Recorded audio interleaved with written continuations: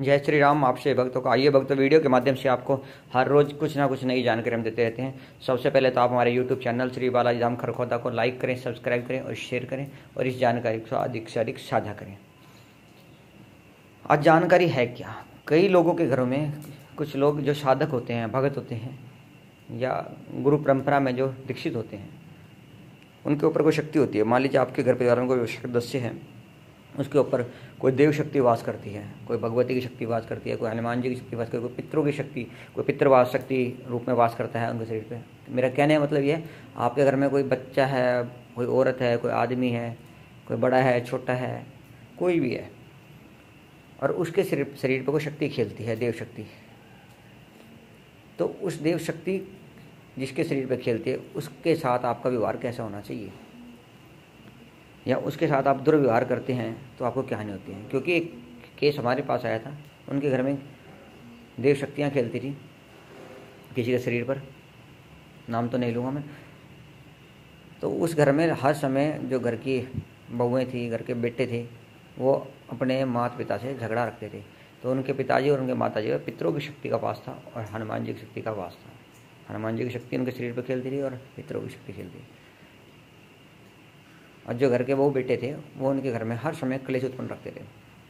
तो हुआ क्या, वो जो पितरों की शक्ति थी और जो हनुमान जी की शक्ति थी, उसने उन शक्तियों ने उन बुजुर्ग के बहू बेटे को दंड देना शुरू करा। कभी कुछ बीमारी लग जाती, कभी कुछ बीमारी लग जाती, वो ठीक ही नहीं रहते थे, उनका काम धंधा नहीं चलता था, शरीर बीमारी से युक्त रहता था,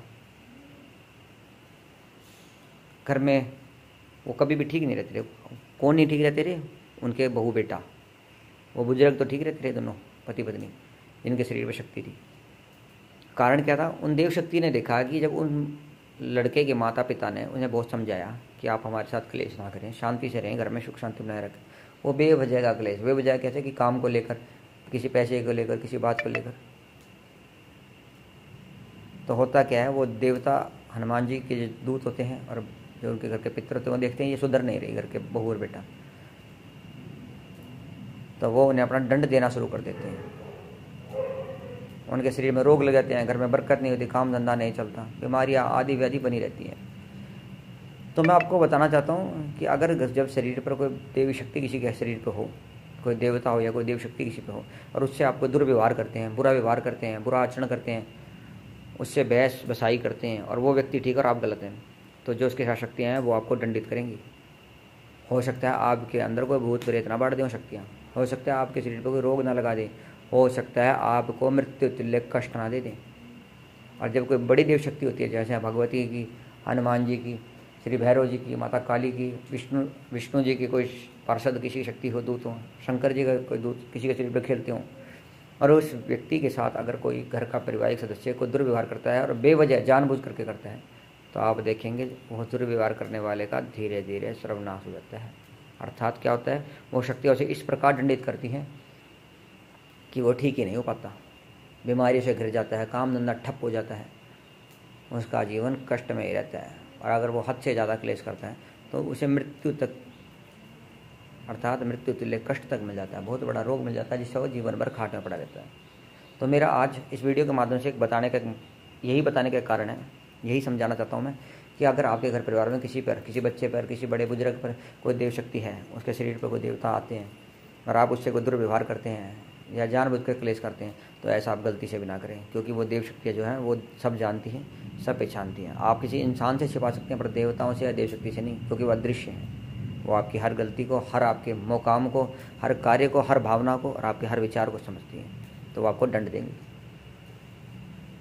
और इस प्रकार से अगर आप सुधार नहीं करते तो कई लोग ऐसे होते हैं जीवन में सफलता नहीं पाते, उनका काम धंधा नहीं चलता, नौकरी नहीं मिल पाती, शरीर ठीक नहीं रहता, बीमारियां लिपटी रहती हैं। तो आज मेरा इस वीडियो के माध्यम से समझाना यही था कि अगर आपके घर परिवार में आपका कोई बच्चा है, कोई बड़ा है, बुजुर्ग है, छोटा है, कोई है, कोई औरत है, कोई आदमी है, कोई छोटा बूढ़ा जवान कोई है, और उसके शरीर पर कोई देवता खेलते हैं, तो उससे दुर्व्यवहार ना करें।